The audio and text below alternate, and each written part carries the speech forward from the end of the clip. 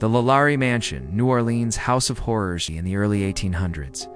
New Orleans was a city of contradictions, decadent wealth on one side, unbearable suffering on the other. And at the center of it all stood Madame Delphine LaLaurie. She was the queen of Creole high society, beautiful, wealthy, and endlessly admired. At her mansion on Royal Street, she hosted grand balls where chandeliers sparkled. Violins sang, and carriages lined the block to deliver the city's elite to her doorstep. Guests described her as charming, elegant, and a woman who seemed to have it all. But behind the lace gowns and powdered wigs, whispers followed her. Servants who worked for the LaLauries often looked gaunt, terrified, and silent. Neighbors noticed that too many of them seemed to vanish without explanation.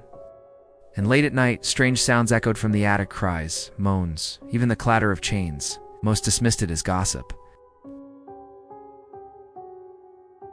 After all, in a city built on secrets, who dared accuse a woman of Madame LaLaurie's status? But soon, the truth would erupt into fire and blood. April 10, 1834. It was just after dawn when thick smoke began to rise from the LaLaurie Mansion. Flames licked the sky as neighbors rushed to help. They expected to find panic inside, servants fleeing, Madame LaLaurie begging for help. But instead, they found her calm, almost cold, as the fire spread. When volunteers broke into the kitchen, they discovered something unsettling. A woman chained to the stove. She was the cook, and she admitted she had started the fire herself. When asked why, her answer sent chills through the crowd. She said she would rather die in the flames than face another day in the attic. The neighbors demanded to know what she meant. Delphine LaLaurie tried to stop them, but the crowd forced its way through the mansion, up the stairs, and to the locked attic door. They smashed it open. What they saw inside was a nightmare that would haunt New Orleans forever. Dozens of enslaved men and women were chained to the walls. Some had been starved, others beaten until their bones twisted unnaturally. Many bore marks of grotesque experiments, wounds crudely stitched, limbs deformed, faces covered by cruel iron masks. Some were alive, barely clinging to existence. Others were already gone, their bodies left as grim trophies. Witnesses later swore the scene was so horrific that even hardened men fled the room in tears.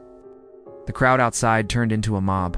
They demanded justice, but Madame LaLaurie slipped out a back carriage door, vanishing into the chaos. She was never seen in New Orleans again. To this day, no one knows for certain where Delphine LaLaurie went. Some say she fled to Paris, living in quiet luxury until her death. Others believe she died under a false name, buried in an unmarked grave. But in New Orleans, legend has its own ending. Locals tell of a grave in St. Louis Cemetery with the name Madame LaLaurie crudely carved into the stone, as if her restless spirit had clawed its way back to the city that cursed her. Whether she escaped or not, one thing became clear: her house was never the same. After the fire, the LaLaurie Mansion sat empty, its windows broken, its walls blackened. But silence never truly fell over Royal Street. Passersby reported hearing muffled cries from inside, even when the building was deserted. At night, neighbors swore they saw pale figures moving past the windows, figures chained together, dragging their feet as if still bound. When the mansion was finally sold and new tenants moved in, the horror only grew. One man, a wealthy banker, took residence and lasted only a few weeks. His body was found sprawled on the floor of his bedroom, his face twisted in terror. The official cause of death was unknown, but his servants whispered that he had spoken of strange footsteps in the night, footsteps that stopped outside his door, followed by scratching at the wood. Others who dared to live there reported phantom screams rising from the attic, doors slamming shut with enough force to rattle the walls, and icy hands grabbing at them in the dark. Some claimed they saw Madame LaLaurie herself, drifting silently through the halls, her face pale and her eyes empty. In the 1890s, a tenant described being dragged from his bed in the middle of the night by something invisible. He fled barefoot into the street and never returned.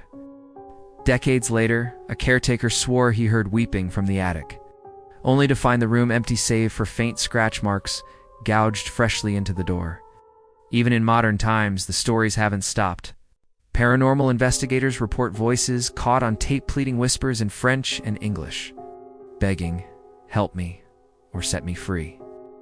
Tourists on ghost walks claim they have felt cold fingers brush their arms as they pass the gates.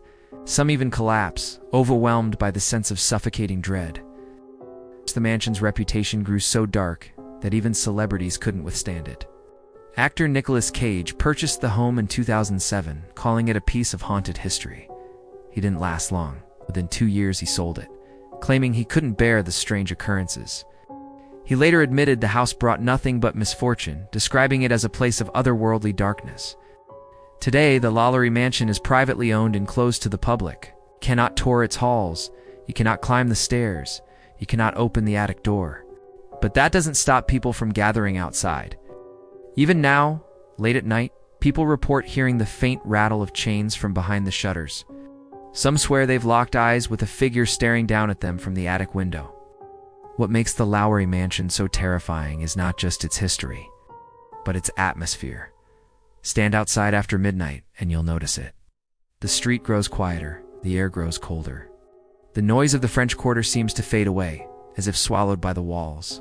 And then comes the heaviness, an invisible pressure pushing down on your chest, making it hard to breathe, hard to move. That's when the whispers begin. Some hear voices in French, others in English. Some hear the soft clatter of chains, and the bravest those who lingered along hear the scream. A scream so piercing, so raw, that it feels like it comes not from a throat, but from the house itself. The LaLaurie Mansion remains the most haunted house in New Orleans, a place where history refuses to rest, where the cruelty of the past echoes in every brick, and where the dead seem to demand remembrance. Is it simply a house, rotting under the weight of rumor and legend? Or is it something more, a wound in the earth, cursed to bleed forever? Perhaps the only way to know is to go there yourself. Stand before its iron gates, listen, and see if the house notices you. Because the LaLaurie Mansion does not forget, and it does not forgive.